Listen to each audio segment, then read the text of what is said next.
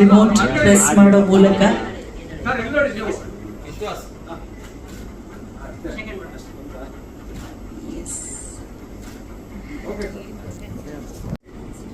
ಕತೆ ಚೆನ್ನಾಗಿತ್ತು. ಮಗಳು ಇದ್ಲು, ಮಗು ಬೇಕಿತ್ತು ಕತೆಗೆ, ಸೊ ಹಾಕೊಂಡು ಮಾಡ್ಬಿಡಿ ಅಂತೇಳಿ ನಾನೇ ಮಾಡಿಸಿದ್ದೆ. ಫಸ್ಟ್ ಆಫ್ ಆಲ್ ಎಲ್ರಿಗೂ ಥ್ಯಾಂಕ್ ಯು ಬಂದಿದ್ದಕ್ಕೆ. ಆಮೇಲೆ ಇನ್ನೊಂದು ಹೇಳೋದಂದ್ರೆ, ಸಿಕ್ಕಾಪಟ್ಟೆ ಲೇಟ್ ಆಗಿಬಿಟ್ಟಿದೆ, 45 ಮಿನಿಟ್ಸ್ ಲೇಟ್ ಆಯಿತು. ಅದಕ್ಕೆ ಎಲ್ರಿಗೂ ಸಾರಿ, ಬೇಜಾರು ಮಾಡ್ಕೋಬೇಡಿ. ಅದಕ್ಕೆ ಕಾರಣ ನಮ್ಮ ಆ್ಯಕ್ಟರ್ಸು, ಹೀರೋಯಿನ್ ಬರಲಿಲ್ಲ, ಅವರು ಬರಬೇಕಿತ್ತು. ನಾವು 4 ಗಂಟೆ ಅಂತ ಹೇಳಿದ್ದೀವಿ. ಆ್ಯಕ್ಚುಲಿ 4 ಗಂಟೆ ಅಂದರೆ 4 ಗಂಟೆಗೆ ಇನ್ನೂ 50 ಮಿನಿಟ್ಸ್ ಅರ್ಲಿ ಬರಬೇಕಿತ್ತು. ಅವ್ರು ಯಾವ ಥರ ಟೈಮ್ ಸೆನ್ಸ್ ಫಾಲೋ ಮಾಡ್ತಾರೋ ನಮ್ಗೆ ಗೊತ್ತಿಲ್ಲ. ದಯವಿಟ್ಟು ನೀವೇ ಕ್ವಶನ್ ಮಾಡಬೇಕು. ಇಲ್ಲ ಎಲ್ಲೇ ಹೋದ್ರೆ ಪಂಚಾಲಿಟಿ ಇಲ್ಲಾಂದ್ರೆ ಯಾವ ಥರ ವರ್ಕೌಟ್ ಆಗುತ್ತೆ ಇದು? ಈಗ ನಾನು ಕಾಯ್ಬೋದು, ಬೇರೆಯವ್ರ ನಂತರ ಇರೋರು ಕಾಯ್ಬೇಕಲ್ವಾ? ಅದು ಅವ್ರು ತಿಳ್ಕೊಬೇಕು. ಅದಕ್ಕೋಸ್ಕರ ಲೇಟ್ ಆಗಿದ್ದೀನಿ, ಬೇರೆ ಏನು ಉದ್ದೇಶ ಇಲ್ಲ. ಸಾರಿ, ಎಲ್ಲ ಕ್ಷಮಿಸ್ಬಿಡಿ ಮತ್ತೊಂದ್ಸಲ. ಸೊ ಸಿನಿಮಾ ಚೆನ್ನಾಗಿತ್ತು, ನಡೀತಾ ಇತ್ತು ಜರ್ನಿ. ನಡಿಬೇಕಾದ್ರೆ ಲಾಸ್ಟ್ 10 ಡೇಸ್ ಶೂಟಿಂಗಲ್ಲಿ ಆಕ್ಸಿಡೆಂಟಲ್ಲಿ ಸಡನ್ ಆಗಿ ರಾಕಿ ತೀರ್ಕೊಂಡ್ಬಿಟ್ಟ. ತೀರ್ಕೊಂಡ ತಕ್ಷಣ ಶೂಟಿಂಗ್ ಸ್ಟಾಪ್. ಇದು ರಾಣ ತುಂಬಾ ಚಿಕ್ಕ ನಾಯಿ, ಅವನು ಆ ಸೈಜಿಗೆ ಬರೋವರೆಗೂ ವೆಯ್ಟ್ ಮಾಡಿದ್ವಿ ನಾವು. ಸಿನಿಮಾ ಲೇಟ್ ಆಗಕ್ಕೆ ರೀಸನ್ ಏನಾದ್ರು ಇದ್ರೆ ಅದೇ, ನಾವು ಅಷ್ಟು ದಪ್ಪ ಆಗೋವರೆಗೂ ಕಾಯ್ದು ಲಾಸ್ಟ್ ಕ್ಲೈಮ್ಯಾಕ್ಸ್ ಶೂಟ್ ಮಾಡಿದ್ದೆ ಇವನ್ನ ಇಟ್ಕೊಂಡು. ಆಕ್ಸಿಡೆಂಟ್, ಟ್ರೈನರ್ ಏನೋ ವಾಕಿಂಗ್ ಕರ್ಕೊಂಡು ಹೋಗ್ಬೇಕಾದ್ರೆ ಸುಮ್ಮನಹಳ್ಳಿ ಬ್ರಿಡ್ಜ್ ಹತ್ರ ಆಕ್ಸಿಡೆಂಟ್ ಆಗೋಯ್ತಂತೆ. ಸ್ಕೂಲು ವ್ಯಾನು ರಿವರ್ಸ್ ತೆಗಿಬೇಕಾದ್ರೆ ಬಿದ್ದುಬಿಟ್ಟಿದೆ. ಕೇಸೆಲ್ಲ ಆಗಿತ್ತು, ನಾನೇ ಕಂಪ್ಲೇಂಟ್ ಎಲ್ಲ ಮಾಡಿಸಿದ್ದೆ ಸ್ಟೇಷನ್ಗೆ. ಆಮೇಲೆ ಏನಾಯ್ತು, ಅವರು ಕಾಂಟ್ಯಾಕ್ಟ್ ಅಲ್ಲಿ ಇರಲಿಲ್ಲ. ಆಮೇಲೆ ಇವನು ದೊಡ್ಡವನಾಗೋವರೆಗೂ ವೇಟ್ ಮಾಡಿ, ಅದಕ್ಕೆ ನಾವು 2 ವರ್ಷ ಲೇಟ್ ಆಗೋದು ಸಿನಿಮಾ. ಅದು ಆ್ಯಕ್ಚುಲಿ ಜನಕ್ಕೆ ಏನು ಅನ್ಕೊಂಡಿದ್ರೆ ಯಾಕೆ ಇಷ್ಟು ಲೇಟ್, ಅವ್ರಿಗೇನು ಗೊತ್ತಿಲ್ಲ ರೀಸನ್. ನಾವೆಲ್ಲೂ ಡಿಸ್ಕ್ಲೋಸ್ ಮಾಡಿರ್ಲಿಲ್ಲ, ಯಾರಿಗೂ ಹೇಳಿರ್ಲಿಲ್ಲ. ರೀಸನ್ ಏನಂದ್ರೆ ಏನಂತ ಹೇಳ್ತೀರಿ, ನಾಯಿ ಸತ್ತೋಯ್ತು ಅಂತ ಸುಮ್ಮನೆ ಸೆಂಟಿಮೆಂಟ್ ಇಟ್ಕೊಂಡು ಏನೋ ಮಾಡೋಕ್ಕಾಗಲ್ಲ. ಸೊ ಹಂಗಾಗಿ ವೇಟ್ ಮಾಡಿ ಸುಮಾರು 1 ವರ್ಷ ವೇಟ್ ಮಾಡಿದ್ವಿ ಅನ್ಸುತ್ತೆ. 1 ವರ್ಷ ವೇಟ್ ಮಾಡಿದ್ವಿ ಅವನಿಗೋಸ್ಕರ. ಸೊ ದೊಡ್ಡವನಾದ ಸಿನಿಮಾ ಮುಗೀತು. ಸೊ ಅದೊಂದು ಸ್ಪೆಷಲ್ ಅಂದ್ರೆ ಅದಕ್ಕೆ ಇವನ್ನ ಇಟ್ಕೊಂಡೆ ನಾವು ಲಾಂಚ್ ಮಾಡಿದ್ವಿ. ಬೇರೆ ಯಾರನ್ನೂ ಕರೆಸಲಿಲ್ಲ ನಾವು. ಕಾಸ್ಟ್ಲಿ ಇಲ್ಲ, ಅದನ್ನ ಮೇಂಟೈನ್ ಮಾಡಕ್ಕಂತಾನೆ ಅವ್ರಿದ್ರು, ರಘು ಅಂತ. ಅವ್ರು ಮೇಂಟೈನ್ ಮಾಡ್ತಾ ಇದ್ರು. ತುಂಬಾ ಕಷ್ಟ, ನಾವುಗಳು ಮೇಂಟೈನ್ ಮಾಡಕ್ ಆಗಲ್ಲ. ಅದನ್ನ ಮೇಂಟೈನ್ ಮಾಡೋ ಸ್ಪೆಷಲಿಸ್ಟ್ಗಳು ಇದ್ರೆ ಮೇಂಟೈನ್ ಮಾಡಕ್ ಸಾಧ್ಯ. ಅದು ಚಿಕ್ಕದು, ಅದು ಇನ್ನೂ ದೊಡ್ಡದಲ್ಲ. ನಾ ಇದು ಇನ್ನೊಂದು 2 ವರ್ಷ ಇರ್ಬೋದು ಅಷ್ಟೇ ಅದಕ್ಕೆ. ಸರ್, ಇದು sentiment movie, sentiment drama, suspense ಇದೆ, ಸೆಂಟಿಮೆಂಟ್. ಮಗು ಮತ್ತೆ ನಾಯಿ ಫ್ಯಾಮಿಲಿಗೆ ಅಟ್ಯಾಚ್ ಆದ್ರೆ ಹೆಂಗಿರುತ್ತೆ ನಾಯಿ ಅಂತ ಹೇಳ್ಬಿಟ್ಟು ಪ್ರೀತಿ ವಿಶ್ವಾಸ ತೋರಿಸಿದೆ ಅಷ್ಟೇ. ಎಲ್ರಿಗೂ ನಮಸ್ಕಾರ. First of all thank you ಎಲ್ಲ ಮಾಧ್ಯಮದವರು ಬಂದಿರೋದಕ್ಕೆ. ಡೇ 1 ಇಂದನೂ ತುಂಬ ಸಪೋರ್ಟ್ ಮಾಡಿದ್ದೀರಾ ನಮ್ಮ ಸಿನಿಮಾ ಟೀಸರ್ ಲಾಂಚ್ ಇಂದನೂ. ಆ್ಯಂಡ್ ಪರ್ಸ್ನಲ್ ಆಗಿ ನನ್ನ ಕೆಲವು ಫ್ರೆಂಡ್ಸ್ ಬಂದಿದ್ದಾರೆ, ಅವ್ರಿಗೆ ತುಂಬ ಥ್ಯಾಂಕ್ಸ್ ಬಂದಿದ್ದಕ್ಕೆ. ಸೊ ಯಾವ ಮೋಹನ ಮುರಳಿ ಕಲಿಯಿತು ನನ್ನ ಮೊದಲನೇ ಚಿತ್ರ. ಸೊ ಮೇಡಮ್ ಹೇಳಿದಾಗೆ ಏನಕ್ಕೆ ಬರಬೇಕು ಅಂದರೆ, of course there is a beautiful emotion between a dog and a girl and a family. So ಯಾರೆಲ್ಲ ಪೆಟ್ ಲವರ್ಸು, ಎಮೋಷನಲ್ ಜಾನರ್ ಅಥವಾ ಒಂದು ಡ್ರಾಮಾ ಜಾನರ್, ಸಸ್ಪೆನ್ಸ್ ಜಾನರ್ನ ಎಂಜಾಯ್ ಮಾಡೋಂಥ ಆಡಿಯನ್ಸ್ಗೆ ಅವರು ಎಕ್ಸ್ಪೆಕ್ಟ್ ಮಾಡೋಂಥ ಎಲ್ಲ emotions, family values and dog mainly pet ಲವರ್ಸ್ಗೆ ಇರ್ತಾ ಇರೋದು. ಸೊ ಆ ಥರದ್ದು ಒಂದಷ್ಟು ಅಂಶಗಳು ಸಿನಿಮಾನಲ್ಲಿದೆ. ಸರ್, ಇದು ಆ್ಯಕ್ಚುಲಿ ಒಬ್ಬರು ಡಾಕ್ಟ್ರು, ಆ್ಯಕ್ಚುಲಿ ಅವ್ರ ಮಗಳು ಪ್ಯಾರಲೈಸ್ಡು. ಸೊ ಅವರು ಒಂದು ನಾಯಿನ ಸಾಕಿದ್ರು. ಸೊ ಆ ಹುಡುಗಿಯಲ್ಲಿ ಆದಂಥ ಚೇಂಜಸ್ ನಾಯಿ ಬಂದಮೇಲೆ ಆ ಒಂದು ಬೇಸ್ನಲ್ಲಿ ಇಟ್ಕೊಂಡು ಸ್ಟೋರಿ ಮಾಡಿದ್ವಿ ಸರ್. ಜಸ್ಟ್ ಅದೊಂದು ಹ್ಯಾಂಡಿಕ್ಯಾಪ್ ಹುಡುಗಿದು ಒಂದು ಡಾಗ್ದು ಕನೆಕ್ಷನ್ ನೋಡಿದೆ. ಸೊ ಡೈಲಿ ಗ್ರೌಂಡಲ್ಲಿ ಆಟ ಆಡೋಕ್ಕೆ ಕರ್ಕೊಂಬರೋರು. ಸೊ ಅದು ಇದು ಇಷ್ಟ ಆಯಿತು ನನಗೆ. ಒಂದು ಫಿಸಿಕಲಿ ಕಾಲಿಲ್ದಿರೋ ಒಂದು ಹುಡುಗಿಗೂ ನಾಯಿಗೂ ಆ ಒಂದು ಪಾಯಿಂಟ್ ಇಷ್ಟ ಆಗಿ ಅದ್ರ ಮೇಲೆ ಕತೆ. ಡಾಗ್ ಕೈಲಿ ಏನೇನು ಮಾಡಿಸಿದ್ದೀರಾ ಸರ್? ಡಾಗ್ ಕೈಲಿ ಏನೇನು ಮಾಡಿಸಿದ್ದೀರಾ ಆ್ಯಕ್ಟಿವಿಟೀಸ್?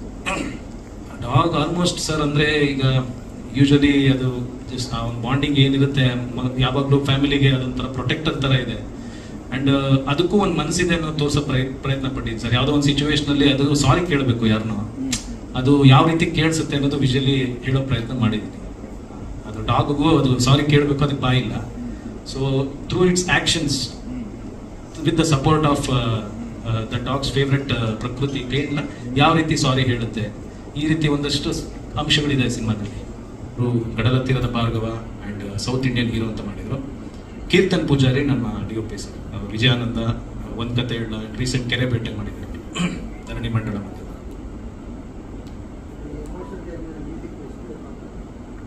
ಸರ್ ಅಫ್ಕೋರ್ಸ್ ಇದೊಂದು ಮ್ಯೂಸಿಕಲ್ ಜರ್ನಿನೇ ಸರ್. 3 ಸಾಂಗ್ ಇದೆ ನಮ್ಮ ಸಿನಿಮಾನಲ್ಲಿ.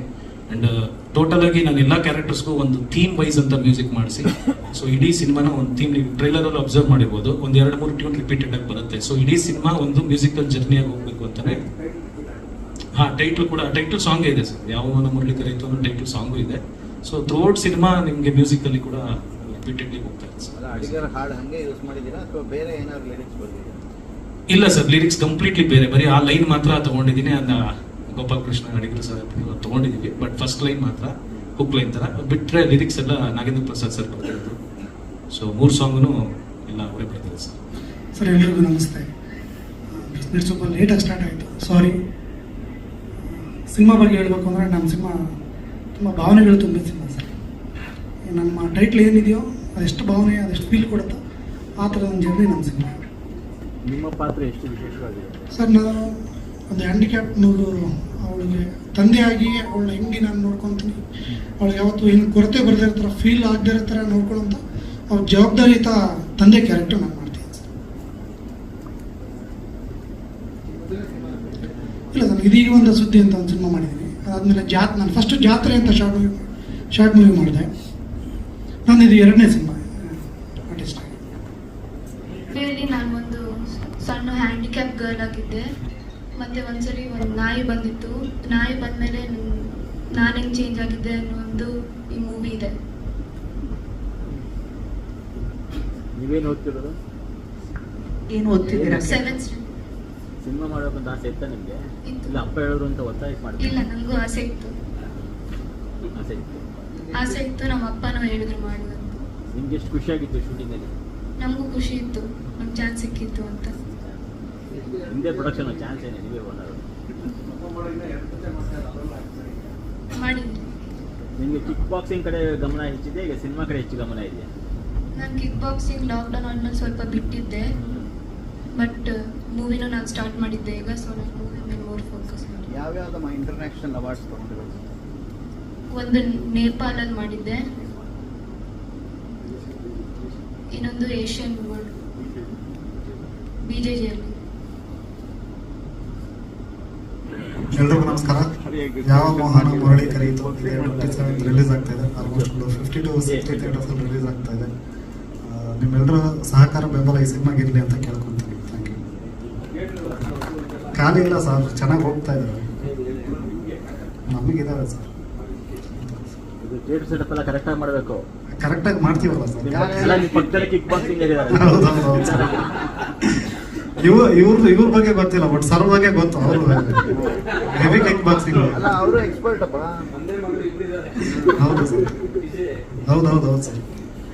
ಇವತ್ತೇ ಫಸ್ಟ್ ಲೇಟ್ ಆಗಿದೆ ಆಕ್ಚುಲಿ. ಟ್ರೈಲರ್ ಎಲ್ಲರೂ ನೋಡಿದ್ದೀರಾ ಅನ್ಕೋತೀನಿ, ಇವಾಗಷ್ಟೇ, ನಾನೇ ಲೇಟು. ನಿಮಗೆಲ್ಲ ಇಷ್ಟ ಆಗಿದೆ ಅನ್ಕೋತೀವಿ. ನನ್ನದು ಬಂದು ನನ್ನ ಒಂದು ಹ್ಯಾಂಡಿಕ್ಯಾಪ್ ಮಗುವಿನ ಒಂದು ತಾಯಿ ಪಾತ್ರದಲ್ಲಿ ನಾನು ಕಾಣಿಸ್ಕೋತೀನಿ ಸಿನಿಮಾದಲ್ಲಿ. ತುಂಬ ಚೆನ್ನಾಗಿ ಮೂಡ್ ಬಂದಿದೆ ಸಿನಿಮಾ. ಇದೇ 27ಕ್ಕೆ ಥಿಯೇಟ್ರಿಗೆ ಬರ್ತಾ ಇದ್ದೀವಿ. ಸೊ ನಿಮ್ಮೆಲ್ಲರ ಆಶೀರ್ವಾದ ನಮಗೆ ಬೇಕು. ಫಸ್ಟ್ ಆಫ್ ಆಲ್ ಮೀಡಿಯಾದವ್ರ ಆಶೀರ್ವಾದ ನಮಗೆ ಇರ್ಬೇಕು. ಆಕ್ಚುಲಿ ಮೀಡಿಯಾದವ್ರು ನೀವಿದ್ರೇನೆ ನಮ್ಗೆ ಬೇರೆ ಕಡೆ ರೀಚ್ ಆಗ್ಲಿಕ್ಕೆ ಸಾಧ್ಯ. ಸೊ ಹಾಗಾಗಿ ನಮ್ಮ ತಂಡಕ್ಕೆ ಸಪೋರ್ಟ್ ಮಾಡಿ ಅಂತ ಕೇಳ್ಕೊತೀನಿ. Thank you so much. ಎಷ್ಟು ಇಂಪಾರ್ಟೆಂಟ್ ಆಗಿದೆ? ತುಂಬಾ ಇಂಪಾರ್ಟೆಂಟ್ ಆಗಿದೆ ಆಕ್ಚುಲಿ. ನಾನಿದು ಫಸ್ಟ್ ಟೈಮ್ ನಾನು ಒಂದು ತಾಯಿ ಪಾತ್ರದಲ್ಲಿ ಕಾಣಿಸ್ಕೊತಾ ಇದ್ದೀನಿ. ಬೇರೆ ಇದ್ರಲ್ಲೆಲ್ಲ ನೆಗೆಟಿವ್ಸ್ ನೋಡಿರ್ತೀರಾ ನೀವು, ಬೇರೆ ಕ್ಲಾಂತ್ ಆಗಿರ್ಬೋದು 1980s ಎಲ್ಲ. ಸೊ ನಾನು ನೆಗೆಟಿವ್ ಆಗಿ ಕಾಣಿಸ್ಕೊಂಡಿದ್ದೀನಿ. ಇದು ನಂದು ಆಕ್ಚುಲಿ ಡೆಬ್ಯೂ ಹೇಳಬೇಕು ಅಂದ್ರೆ ಅದು ರಿಲೀಸ್ ಆಯ್ತು ಸ್ವಲ್ಪ. ತುಂಬಾ ಒಂಥರ ಡಿಫ್ರೆಂಟ್ ಆಗಿತ್ತು, ಚೆನ್ನಾಗಿದೆ. ಒಂದು ನನ್ನ ಡ್ಯೂಪ್ಲಿಕೇಟ್ ಡಾಕ್ಟರ್ ಇದ್ದಾರೆ ಇಲ್ಲಿ, ಅವ್ರ ಜೊತೆ ಎಲ್ಲ ಟೈಮ್ ಸ್ಪೆಂಡ್ ಮಾಡ್ಕೊಂಡು ನಮ್ಗೆ ಶೂಟ್ ಆರಾಮಾಗಿ ಜಾಲಿ ಮಾಡ್ಕೊಂಡು ಶೂಟ್ ಮಾಡ್ಕೊಂಡು ಬಂದ್ವಿ. ತುಂಬಾ ಖುಷಿ ಆಯ್ತು ಅಷ್ಟೇ.